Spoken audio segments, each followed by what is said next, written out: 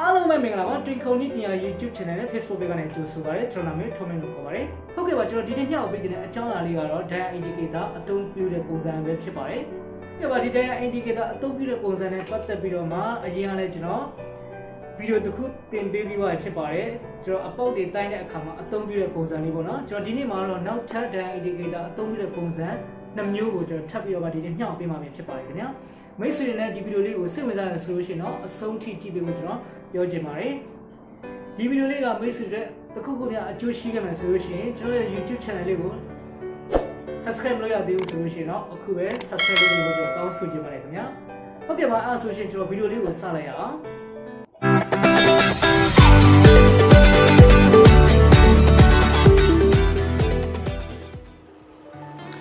ဟုတ်ကဲ့ပါခင်ဗျာအခုကျွန်တော်ဒီမှာ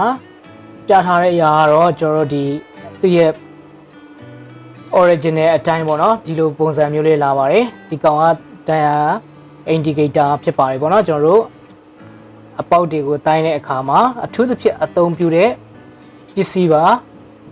ဒီကောင်ရဲ့သူ့ရဲ့ထုတ်ပိုးထားတဲ့ဒီဇိုင်းလေးရာဆိုလို့ရှိရင်လည်းအရန်မိုက်တယ်နော်သူတို့ကတကယ်ကိုတိတိကျကျလေးဒါတကယ်ပြင်ဆင်ထားတာဖြစ်ပါတယ်နော်ဒီကောင်ကမြန်မာနိုင်ငံမှာဆိုလို့ရှိရင်တော့အခုဆိုရှင်ဈေးနှုန်းအရဆိုလို့ရှိရင်တော့ဒီ9000လောက်ရှိမယ်ထင်တယ်နော်အခုခေတ်ကုန်ဈေးနှုန်းနဲ့ဆိုလို့ရှိရင်တော့9000ဆိုတာတော့ဘာမှမဟုတ်တော့ပါဘူးနော်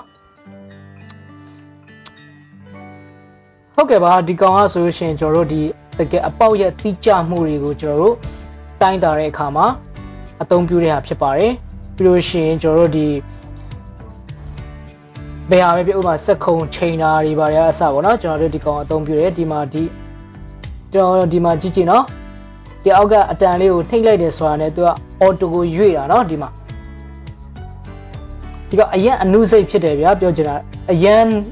အသေးစိတ်ကြရနော်ဒီကောင်လုံးရတဲ့ဟာလေအဲဒါကြောင့်အရင်စိတ်ဝင်စားစရာကောင်းတယ်ကျွန်တော်ဒီမှာကြည့်ကြည့်မယ်နော်ဒီမှာထဲထဲမှာတိုင်ခွက်လေးပါတယ်ဒီမှာကြည့်သူကတပတ်ပြည့်လို့ရှိရင်သူက1မှာရက်နေရဲ့အဲ့ဒီအထက်ကတိုင်ခွက်လေးရပါနော်နော်ဒီမှာကြည့်ကြည့်နော်ကျွန်တော်နှစ်ပတ်လောက်ပတ်လိုက်တယ်ဆိုလို့ရှိရင်တော့ဒါကသူနံပါတ်2မှာတွားရက်နေအဲ့ဒါ 1mm 2mm ကိုတွားတာဖြစ်ပါတယ်အဲ့ကောင်ကအပေါက်တွေကိုတိုင်းတဲ့အခါမှာအထူးသဖြင့်ကျွန်တော်တို့အသုံးပြတာဖြစ်ပါတယ်နော်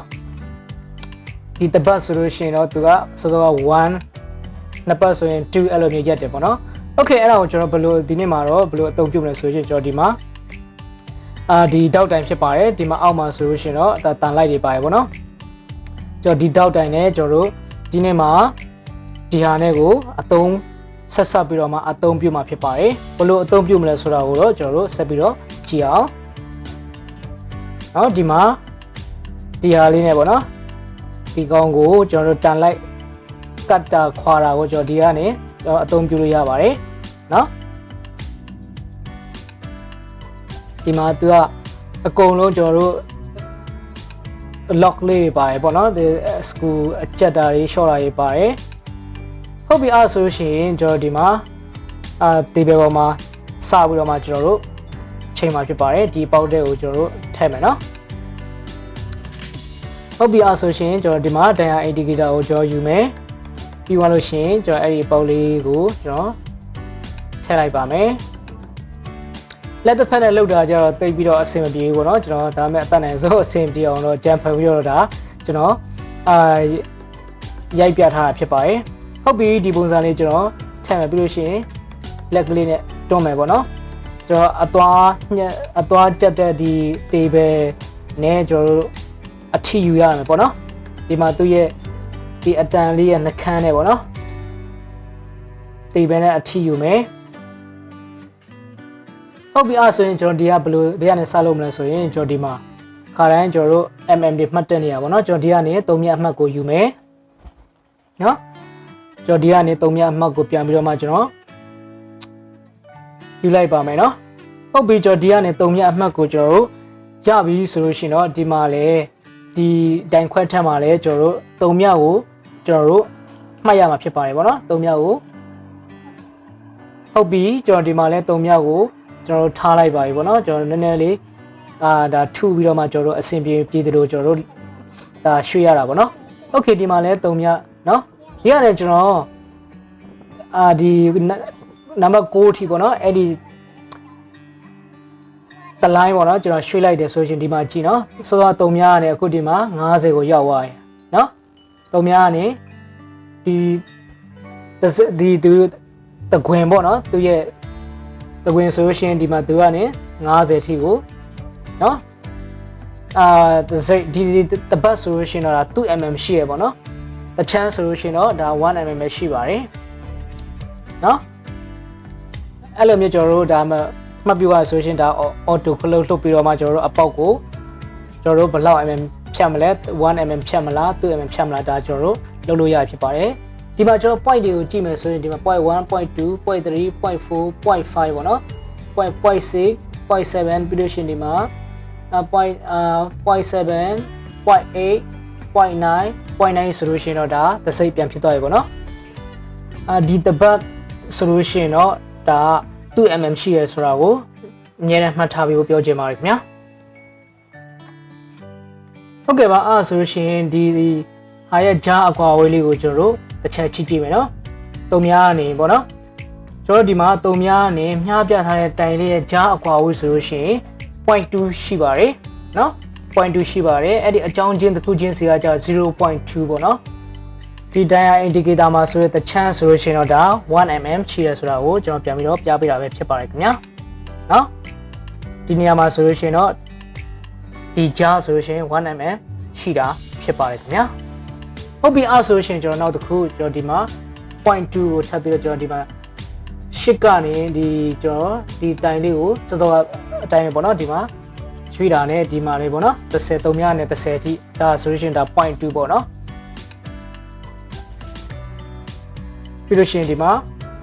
point 4ပြီးလို့ရှိရင် point 5ပေါ့နော်ဒီအဲ့ဒီအစိတ်နော်နံပါတ်တစ်ခုချင်းစီဂျာလေးရဆိုလို့ရှိရင်အဲ့ဒါ point 1စီရှိရပေါ့နော်ဟုတ်ကဲ့ပါအဲ့ဆိုလို့ရှိရင်ကျွန်တော်ဒီမှာကျွန်တော် point 2ပါပဲကျွန်တော်ပြန်ထားလိုက်ရပါနော်30ပါပဲပြန်ထားလိုက်ပါမယ်နော်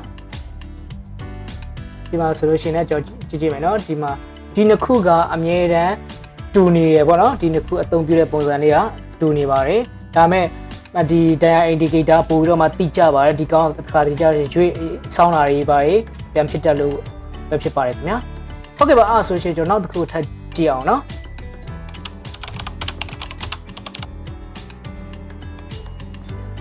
ဟုတ်ပြီကျွန်တော်ဒီကောင်ကိုကျွန်တော်နောက်ထပ်ပုံစံတစ်မျိုးကိုကျွန်တော်ထပ်ပြီးတော့ကျွန်တော်အသုံးပြုတဲ့ပုံစံတွေကိုကျွန်တော်ကြည့်အောင်ဒီပုံစံကြတော့ကျွန်တော်ဒီကျွန်တော်ဆက်အောင်ပေါ့နော်ကျွန်တော်ပစ္စည်းတွေညှက်တဲ့ခုံကိုကျွန်တော်တို့တိုင်းဘယ်လိုပြောမလဲဒါညှိတာပေါ့နော်သူ balance ညှိရပေါ့နော်ကျွန်တော်ပစ္စည်းတွေညှက်တဲ့အခါမှာငြိမ်ဖို့အတွက်ပေါ့နော်အပေါ်အောက် down တစ်ခုနဲ့တစ်ခုဒီမှာကြည့်ကြည့်နော်ဒီအောင်လုံးဝမညီဘူးဒီတိုင်းဆိုရင်ကျွန်တော်လုံးလို့မရအောင်အဲ့ဒါကိုကျွန်တော်တို့ညီအောင် down တစ်ခုနဲ့တစ်ခုကိုကျွန်တော်တို့ညှိတဲ့အခါမှာလည်းကျွန်တော်တို့ဒီ dial indicator ကိုကျွန်တော်အသုံးပြုရတာဖြစ်ပါတယ်အခုဒီမြင်တွေ့ရတဲ့အရာကတော့ဒါကျွန်တော်ညှိပြီးသွားပြီဖြစ်ပါတယ်ပေါ့နော်ဒီမှာဆိုရင်သူနံပါတ်တစ်ခုမှသူကငြိမ်ပြီးတော့မှအဲ့ဒီလက်တံလေးကငြိမ်နေရပေါ့နော်ဒီမှာကြည့်ဒါနောက်တစ်မျိုးဒီမှာလည်း80ဆိုရင်80မှာငြိမ်နေရပေါ့နော်ဟုတ်ကဲ့ပါဒါကတော့ကျွန်တော်ဒီနေ့dial indicator အသုံးပြုတဲ့ပုံစံလေးပဲဖြစ်ပါတယ်ဟုတ်ကဲ့ပါခင်ဗျာကျွန်တော်ဗီဒီယိုလေးကတော့ဒီနေ့ဒီလောက်ပါပဲခင်ဗျာကျွန်တော်ဒီနေ့မျှဝေပေးသွားတဲ့အကြောင်းအရာလေးကတော့ dial indicator အသုံးပြုတဲ့ပုံစံမျိုးပဲဖြစ်ပါတယ် dial indicator ကိုဘယ်လိုအသုံးပြုတယ်လဲ dial indicator ထဲမှာပါတဲ့ number လေးတွေကိုကျွန်တော်ဘယ်လိုမျိုးကြည့်တယ်လဲဆိုတဲ့အကြောင်းအရာလေးတွေကိုဒီလောက်ဆိုလို့ရှိရင်တော့ညီကိုမောင်နှမတွေနဲ့သဘောပေါက်နားလည်ကြတော့ပြီလို့ထင်ပါတယ်တကယ်လို့သိချင်တဲ့အကြောင်းအရာလေးများရှိရဆိုရှင်လည်းဗီဒီယိုရဲ့အောက်မှာ comment လေးပေးခဲ့လို့ရပါတယ်ကျွန်တော်အတတ်နိုင်ဆုံးပြောပြီးတော့မှမျှဝေပေးမှာဖြစ်ပါတယ်ဟုတ်ကဲ့ပါအဲ့ဆိုလို့ရှိရင်ကျွန်တော်နောက်ဗီဒီယိုမှာပြန်တွေ့မယ်ခင်ဗျာအားလုံးကိုကျေးဇူးတင်ပါတယ်